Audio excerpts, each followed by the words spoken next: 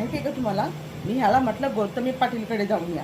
आता गौतमी पाटील म्हणजे कोण? गौतमी पाटील म्हणजे माझी आई. माझ्या आईचं नाव आहे गौतमी आणि आडनाव आहे पाटील. तर मी ह्यांना माझ्या आईकडे पाठवलं की जा आणि आईकडनं पैसे घेऊन या. तर हे बया खोपड्याचं माझं ते तिकडे त्या गौतमी पाटीलकडे गेल्या नाचणारीकडे.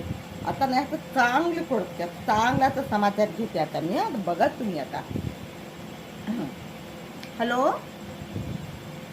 अहो तुम्ही कुठे गेलात? हो, गौतमी पाटीलकडे.